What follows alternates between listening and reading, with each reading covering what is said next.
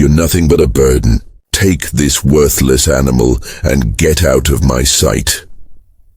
Ana Morales was 23 years old, 7 months pregnant, and standing in the courtyard of what had been her home for 3 years.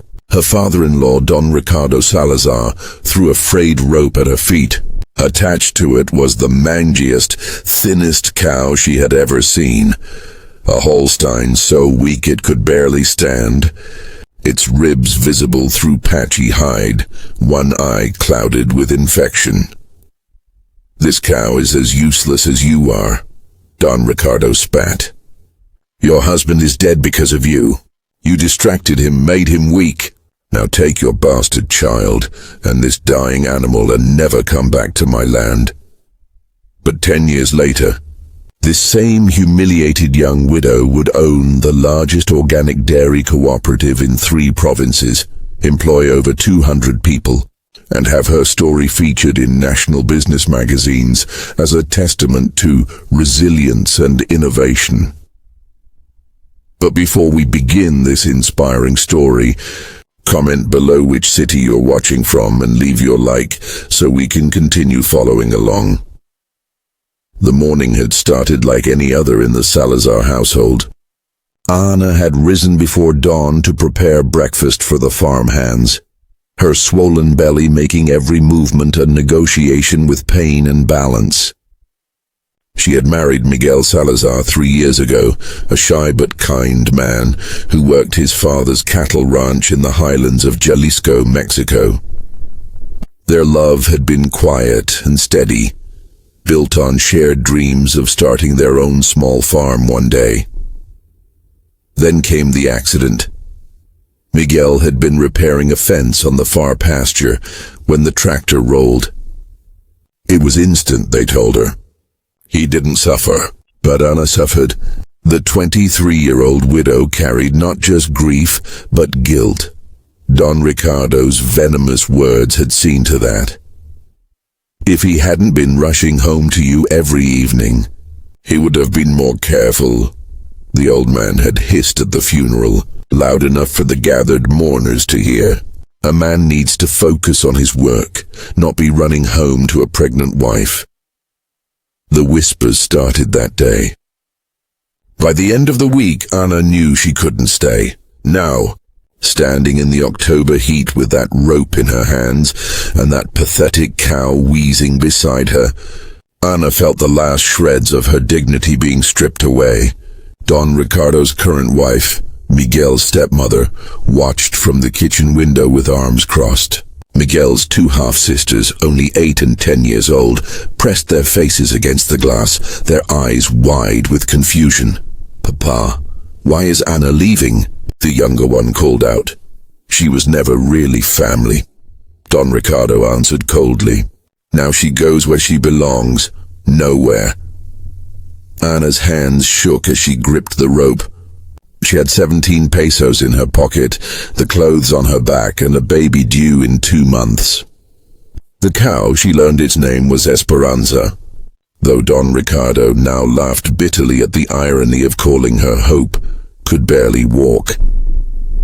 "I will not die here," Ana whispered to herself, to Miguel's memory, to the child growing inside her. "I will not let you win." She began walking. The first night, Ana found shelter under a highway overpass on the outskirts of town. The November wind cut through her thin dress, and Esperanza collapsed twice before they reached the concrete refuge. Ana had no food for herself and nothing for the cow. She sat with her back against the cold pillar, one hand on her belly where the baby kicked, the other stroking Esperanza's rough hide. "We're both dying things," she said to the cow. "But maybe dying things can choose to live." A truck driver stopped around midnight, his headlights illuminating the sad tableau. His name was Don Tomas, a grandfather of 6 who had been driving these routes for 30 years. "Muchacha, you can't stay here," he said, climbing down from his cab. "The cold will kill you both before morning." "I have nowhere to go," Ana admitted. too tired for pride. Don Tomas studied her, the pregnant belly, the skeletal cow, the defiant set of her jaw despite the tears streaming down her face. "You need a roof," he said slowly, "and I need someone to care for my land while I'm on the road. My wife died 2 years ago. My daughters have their own families now, but the old homestead sits empty. 20 kilometers north near San Miguel de Arriba. There's a small house, a barn, 2 hectares of land. It's not much, but it's shelter." Anna's heart hammered. "Senor, I have nothing to pay you with. Keep the land from going to weeds. That's payment enough. And maybe," he looked at Esperanza, "maybe try to save that cow. My wife always said a determined woman and a stubborn animal can work miracles together." By the time the sun rose pink and gold over the mountains, Anna and Esperanza were installed in a small adobe house with a leaking roof, a wood-burning stove, and a single room with a dirt floor. But it was hers. A new life had just begun. The war had started. Anna's first priority was keeping Esperanza alive. The cow's infected eye wept yellow pus, her breathing rattled, and she refused food. With her 17 pesos, Anna walked to the nearest veterinary clinic, a 90-minute walk each way. "That cow needs antibiotics, special feed and constant care," the young vet, Dr. Ramirez, told her after one look. "That's going to cost at least 3,000 pesos. Anna felt her stomach drop. "I have 17 pesos. Dr. Ramirez sighed, seeing her pregnant belly, her calloused hands, the desperation in her eyes. "I'll give you a 3-day supply of antibiotics, samples." The pharmaceutical rep left. "After that, you're on your own, but I'll show you what to do." He taught her how to clean the infected eye with chamomile tea, how to make a poultice of warm salt water and aloe, how to massage Esperanza's legs to improve circulation. He gave her the name of a restaurant in town that might give her their vegetable scraps for the cow. "And listen," he added as she was leaving, "that cow is sick, but she's young, maybe 4 years old. If you can save her, if you can get her healthy and bred, you could have something. Holstein dairy cows can be profitable." Anna walked back those 90 minutes with new knowledge blazing in her mind like a torch in darkness. She had a plan now. Save the cow, get her healthy, find a way to breed her. Start with milk. The first 2 weeks were hell. Anna woke every 3 hours to give Esperanza her medicine, to force water down her throat, to change her poultices. Between these nursing sessions, she walked to restaurant El Portal, where the owner, Señora Beatriz, agreed to give her buckets of vegetable scraps, wilted lettuce, carrot peels, potato skins, in exchange for Anna sweeping the restaurant's back alley each morning. "You're the widow Salazar threw out," Señora Beatriz said one morning, not unkindly. "The whole town knows. He's telling everyone you killed his son with your neediness." Anna's hands tightened on the broom. "I didn't kill Miguel.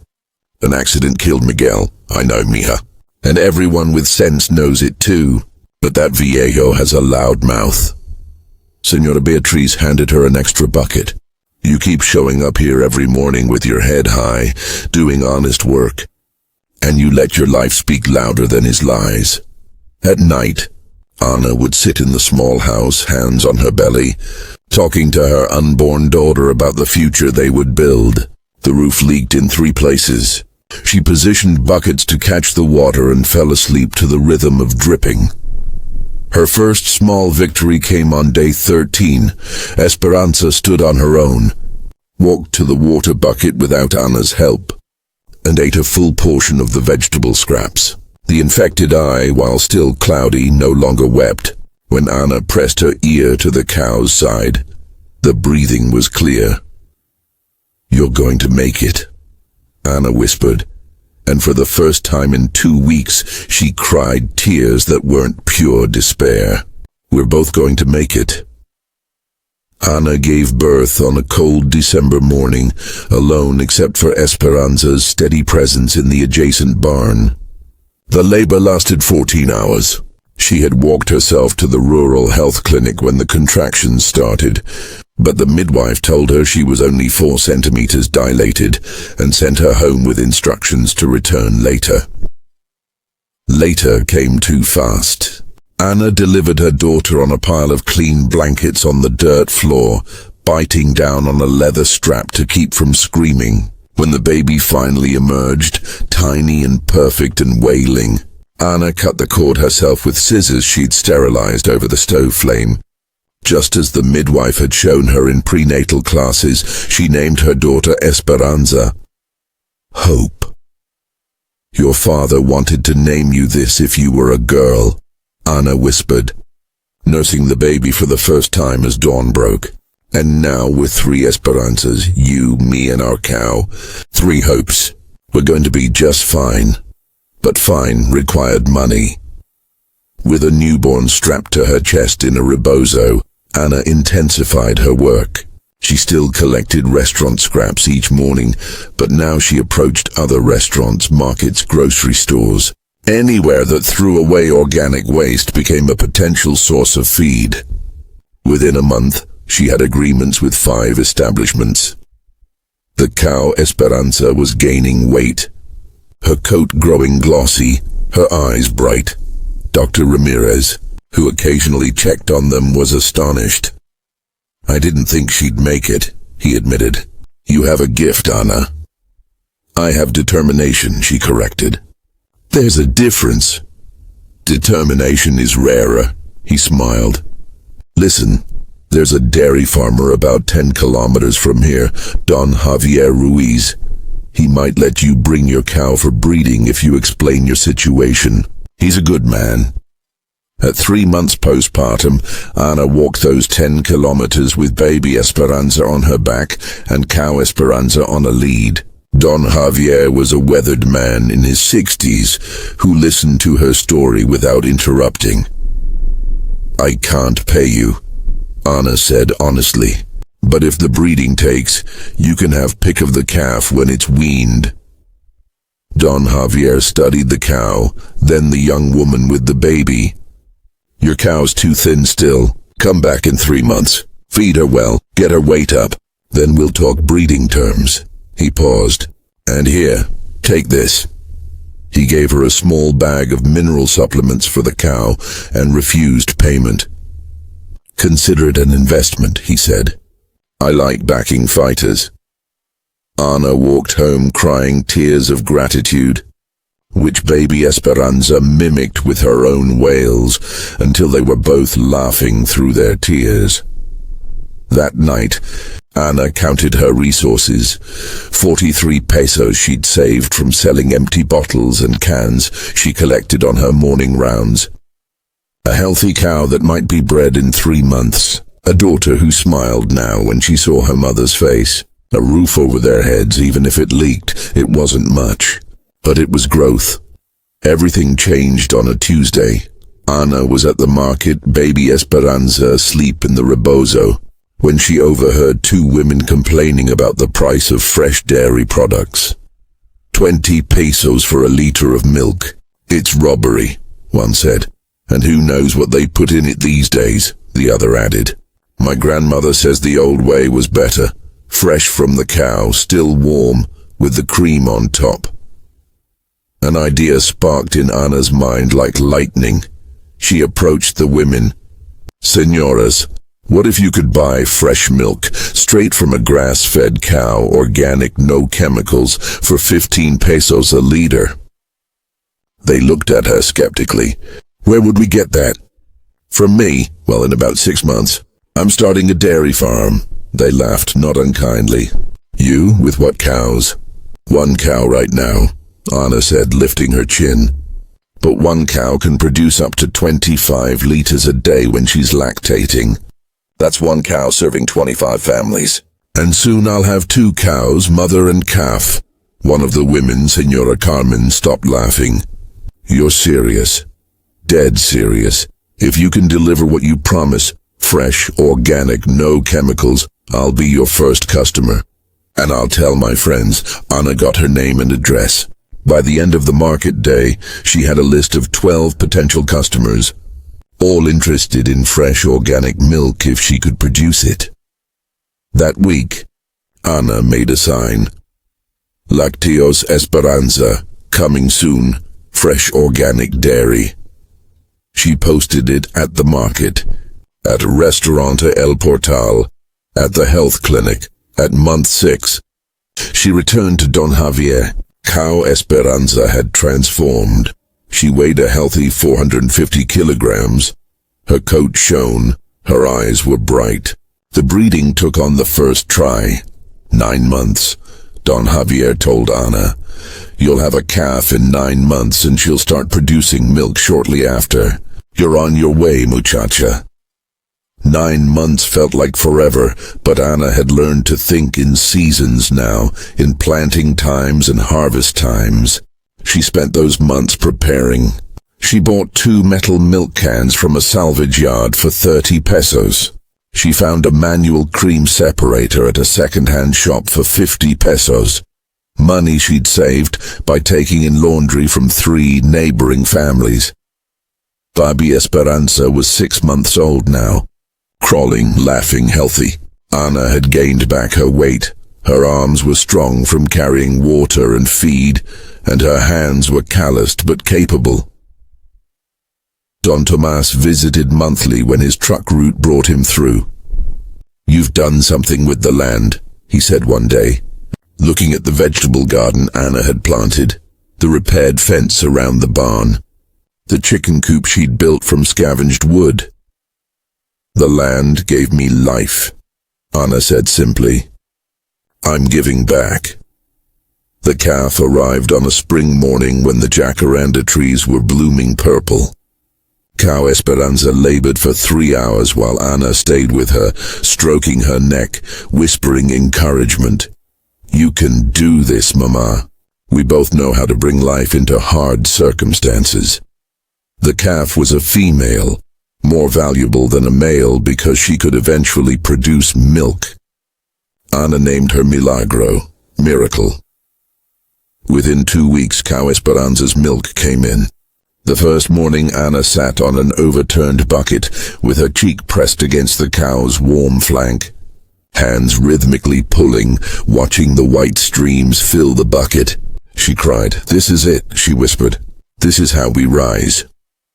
She produced 8 liters that first day. Esperanza was still feeding Milagro, so production was lower. Anna immediately took 3 liters to Senora Carmen, who had been waiting almost a year. "It's perfect," Senora Carmen said after tasting. "Rich, creamy, sweet." "How much?" 15 pesos per liter, like I promised. "I'll take 2 liters every other day."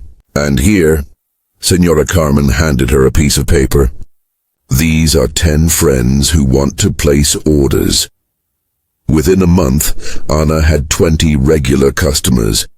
She was producing 15 liters a day now, selling 12 and keeping 3 to make cheese, which she was learning to craft by watching videos at the public library and asking Don Javier's wife, who was a master cheesemaker, for guidance. Her first batch of queso fresco was amateur, too crumbly, undersalted, but her customers bought it anyway. "You're building something," they told her. "We want to support that." At 1 year, Anna counted her assets. 847 pesos in a tin can hidden under a floorboard. 2 healthy cows, 30 regular customers, a thriving vegetable garden, a 1-year-old daughter who was walking now, calling her Mama, helping feed the chickens. And for the first time since Miguel's death, Anna allowed herself to imagine a future beyond mere survival. By year 2, everything was different. Anna had used her savings to rent the neighboring plot of land, another 2 hectares for 100 pesos per month. Don Tomas had officially sold her the original homestead for 1 peso, making her a landowner. She bought 2 more cows, both pregnant, from Don Javier, who gave her a discount and extended payment terms. "You're becoming competition," he joked. "I should be worried." "You're becoming my mentor," Anna replied. "I could never compete with you," but she was growing fast. With 4 cows in milk rotation, she was producing 60 liters per day. She hired her first employee, a young man named Carlos, who had just aged out of the foster system and needed work. She paid him minimum wage plus meals and taught him everything she knew about cow care. "You treat them with respect," she told him, "and they'll give you everything." That's true for cows and for people. The cheese making had improved dramatically. Anna now produced 5 varieties: queso fresco, añejo, panila, Oaxaca, and a special herb-infused version with epazote that was becoming her signature. She sold at the market every Saturday, where she now had regular customers who arrived early to ensure they got their selections. Baby Esperanza, now a toddler, came with her to market. Sitting in a small chair behind the table, her job to hand out samples to customers. People loved her. "That's Miguel's daughter," Anna overheard someone say one Saturday. "She has his smile." "And her mother's strength," another person added. Word was spreading. By the end of year 2, Anna was supplying 3 restaurants with dairy products, had 75 regular delivery customers, employed 2 people, and had 14,000 pesos saved. She bought a used refrigerator truck. The day it arrived, dented, old, but functional. Anna stood looking at it with her hands on her hips and tears streaming down her face. "We did it, Miguel," she whispered. "We're doing it," but success brought visibility. And visibility brought attention from those who had dismissed her. Don Ricardo heard through the town gossip network that his former daughter-in-law was running a successful dairy business. He didn't believe it at first. The worthless girl with the dying cow? Impossible, but his current wife confirmed it. She sells at the market every Saturday. Everyone talks about how good her products are. She's hired help. They say she's making real money. Don Ricardo's pride stung. He had been certain Anna would fail, would come crawling back begging for mercy. Instead, she was thriving without him. "It won't last," he told his wife. "These things never do. She'll make a mistake, and it will all collapse." Year 3 brought the cooperative. Anna realized that she wasn't the only small dairy farmer struggling against the larger industrial operations. There were dozens throughout the region. Family operations with 2 to 5 cows, producing good milk but lacking the resources to market and distribute effectively. "What if we joined together?" she proposed at a meeting she organized at the community center. 23 farmers showed up. "We pool our resources for marketing, share a centralized processing facility, maintain our independence but work under one brand. Cooperativa Lácteos Esperanza. We all benefit and we all maintain our values: organic, ethical, local." It was risky. It required trust, investment, coordination. But 16 farmers signed on. Anna was elected president. Within 6 months, the cooperative was processing 500 liters per day. Within a year, 200 liters. They had contracts with 15 restaurants, 2 schools, a hospital. Anna had to hire a business manager, an accountant, a logistics coordinator. She moved her family, her Esperanza, and Carlos, who had become like family, into a real house with running water and electricity. But she kept the original adobe structure, converting it into the cooperative's administrative office. "This is where it started," she told her members. "We never forget where we came from." Year 4 brought recognition. A regional food magazine did a feature story. From one dying cow to a thriving cooperative, Ana Morales' inspiring journey. A state business award followed. An invitation to speak at a women's entrepreneurship conference. Anna stood at the podium, 4-year-old Esperanza watching from the front row, and told her story. When she described that first night under the highway overpass, every woman in the room was crying. The thing about rock bottom, Anna said, is that it's solid. You can build on it. You can push against it and launch yourself upward. Don't fear the fall, fear staying down. Standing ovation. By year 5, the cooperative had 43 member farms, produced 3,000 litres daily, employed 73 people directly and supported 200 plus family members indirectly. Revenue, 4 million pesos annually. Anna was featured in national business publications. University agriculture programs asked her to guest lecture. She started a microloan program for young farmers, especially women, offering 0% interest loans from the cooperative's profits. Someone gave me a chance when I had nothing, she said. Now it's my turn. The original cow, Esperanza, was now a grandmother, retired from milk production, spending her days grazing peacefully in the greenest pasture. Anna visited her every evening, hand-feeding her alfalfa treats. You saved me, Anna told the old cow. Never doubt that. Everything comes full circle eventually. Anna was at the cooperative facility, reviewing orders with her manager when Carlos came running in. Anna, there's a man here to see you. He says he's your former father-in-law. Anna's heart stopped. 8 years. 8 years since that humiliating morning. 8 years since worthless and dying and get out. Don Ricardo Salazar stood in the cooperative's parking lot, and Anna barely recognized him. The proud, fierce man had become a shell. He was thin, his clothes shabby, his face deeply lined. He held his hat in his hands, turning it nervously. Anna, he said, his voice breaking. Anna, I need to talk to you. Every instinct screamed at Anna to send him away, to make him feel the rejection he'd made her feel. But she was not that broken girl anymore. Come inside, she said quietly. They sat in her office, the original adobe house which she'd preserved intentionally. Photos on the walls showed the journey. The skeletal cow, the first milk bucket, the first market stall, the first employee, the cooperative's opening day.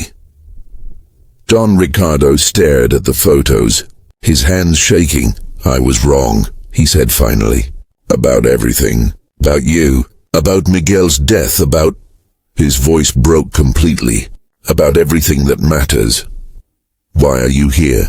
Anna asked, her voice level. The ranch failed. I borrowed against it, made bad investments, trusted the wrong people. It's gone. Everything is gone. He looked up at her, his eyes red. My wife left me. My daughters barely speak to me. I have nothing. So you came to me. I came to apologize. Tears ran down his weathered face. I came to tell you that Miguel loved you. That his accident wasn't your fault. It was just an accident. Just a terrible random accident. I came to tell you I was cruel and wrong, and I destroyed my own family with my pride and my anger. Anna felt her own tears coming, but held them back. You threw me out pregnant with your grandchild. You gave me a dying cow and told me I was worthless. I know. You told the whole town I killed your son. I know. He was sobbing now. I know what I did. I've lived with it every day. And I don't expect forgiveness. I don't deserve it. I needed you to know that I was wrong. That you proved me wrong about everything. The door opened quietly. 8-year-old Esperanza peeked in, sensing her mother's distress. She had Miguel's eyes, his gentle smile. Don Ricardo saw her and his face crumpled. She looks just like him, he whispered. She is like him, Anna said. Kind, generous, forgiving. She paused, making a choice. Esperanza, this is your grandfather, your father's father. The little girl approached cautiously, looking between the weeping old man and her mother. "Are you sad, abuelo?" she asked. "Yes, mija. Very sad. Mama says when we're sad we should help someone. That makes the sadness smaller." Out of the mouths of children, Anna thought. Her daughter, raised on hard work and compassion, on resilience and generosity, was teaching the lesson Anna herself needed to learn in that moment. "Don Ricardo," Anna said slowly, "I built this cooperative on the principle that everyone deserves a second chance. That one mistake, one failure, doesn't define a person forever." She stood, walked to the window overlooking the bustling facility. "I won't pretend what you did didn't hurt me. It nearly destroyed me. But I'm not defined by your cruelty. I'm defined by what I did with it." She turned to face him. "The cooperative is hiring warehouse workers. The pay is honest, the hours are fair, the work is hard. If you want a job, it's yours. But you work like everyone else, no special treatment, no shortcuts." Don Ricardo's mouth fell open. "You would. After everything, I would. Because that dying cow you gave me taught me that worthless things can become priceless with care and effort. And because my daughter needs to know her grandfather, even if he's flawed. We're all flawed. I don't deserve this." "No," Anna agreed. "You don't. But my daughter deserves to know her heritage, and you deserve a chance to be better than you were. So here are my terms. You work honestly. You build a relationship with Esperanza slowly, with my supervision. And you never ever speak to another person the way you spoke to me that day. Deal?" Don Ricardo stood, crossed the room and fell to his knees. "I will spend the rest of my life trying to make this right," he said. "Then get up," Anna said gently, "and start by living right. That's all any of us can do." The years that followed were not perfect, but they were good. Don Ricardo worked in the warehouse, arriving early, staying late, never complaining. Slowly, carefully, he built a relationship with his granddaughter, teaching her about cattle care, about Miguel's childhood, about family history that might otherwise have been lost. "My papa was brave?" Esperanza would ask. "The bravest," Don Ricardo would say, his voice thick with emotion. "And your mama is braver still." The cooperative continued to grow. By year 10, they were the largest organic dairy operation in the region, with 87 member farms, 150 employees, and 7 million pesos in annual revenue. They'd expanded into yogurt production, butter, ice cream, all organic, all ethically produced, all branded with the logo Anna had designed. A simple cow with a small figure beside it, both looking toward a rising sun. The old cow Esperanza died peacefully at age 14, surrounded by Anna and young Esperanza, in the pasture where she'd spent her retirement years. "She saved us," Anna said, weeping into her daughter's hair. "No, Mama," 10-year-old Esperanza said wisely. "You saved each other." They erected a statue at the cooperative headquarters, a bronze sculpture of a thin cow with a young woman's hand on her neck, both looking forward. The plaque read, "Esperanza, Hope, where we started, why we continue." On the cooperative's 10th anniversary, Anna stood before 300 people, employees, member farmers, customers, community leaders, press, and told the story one more time. 10 years ago, I stood in a courtyard with nothing but shame, fear, and a dying cow. Today I stand before you with a thriving business, a beautiful daughter, and a community of people who believed that worthless was just another word for not yet valued. She gestured to Don Ricardo, who sat with Esperanza on his lap, both watching her with pride. This business was built on second chances. The chance I gave a dying cow. The chance people gave me when I had nothing. The chance we give each other every day to be better than we were yesterday. Her voice grew stronger. So to every person watching who feels worthless, who has been told they'll never amount to anything, who starts with nothing but hope, I tell you this. Hope is not nothing. Hope plus work plus time equals transformation. You can do this. You can rise. The applause lasted 5 minutes.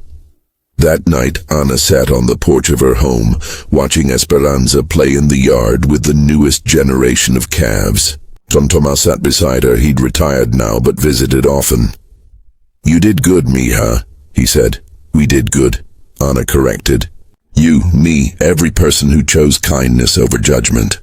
That's what builds empires, not just hard work, but human goodness. A soft breeze carried the scent of alfalfa and jasmine. In the barn, cows lowed contentedly. In the house, Don Ricardo was preparing dinner, his new role in the family, one he'd embraced with humble gratitude. Ana thought about that terrified young woman under the highway overpass, certain she would die there. If she could speak to that version of herself, what would she say? Hold on, fight. The worthless gift you're holding is actually a priceless treasure. The darkness is temporary. The dawn is coming. The dawn had come, and it was glorious. Today, 15 years after that humiliating morning, Ana Morales is 48 years old. Cooperativa Lácteos. Esperanza has 200 member farms across 4 states, employs 400 people directly, and generates 20 million pesos annually. They've launched a training program that has helped 150 women start their own dairy operations. They've preserved 10,000 hectares of land for organic farming. They've proved that ethical business can be profitable business. Esperanza is 18 now, studying agricultural economics at university, already planning to expand the cooperative's impact. Don Ricardo, now 72, still works part-time in quality control and babysits his 3 great-grandchildren, the daughters of Miguel's half-sisters, who reconciled with Ana years ago and now work in the cooperative's marketing department. The cooperative's motto, displayed in every facility, de la nada todo es posible. From nothing, everything is possible. Ana still visits the statue of the original Esperanza every morning. Still whispers thank you to the bronze cow who started it all. Because the truth is this, we are all dying cows in someone's story. We are all worthless gifts waiting to reveal our value. We are all standing at that moment where someone tells us we'll never amount to anything, holding our last shred of hope, deciding whether to walk away into nothing or walk forward into everything. Ana chose to walk forward. So can you. Did you enjoy this story of resilience, redemption, and the power of refusing to be defined by others' cruelty? If this story touched your heart, like the video and subscribe to the channel, so we can continue bringing you these inspiring true stories of human triumph. Comment below which part touched your heart the most. Was it the moment under the highway overpass? The first milk? The forgiveness scene? Your engagement helps us know what stories to share next. Remember, your beginning does not determine your destination. The people who count you out are not the ones who count. What matters is the work you do when no one believes in you, the hope you maintain when everything seems lost, the kindness you show even when the world has shown you cruelty. Share this story with someone who needs to hear that they are not worthless, that their dying cow might be their greatest blessing in disguise, that their rock bottom is actually their launching pad. We'll see you in the next inspiring story. Until then, keep fighting, keep hoping, keep building your empire from whatever seed you've been given. From nothing, everything is possible.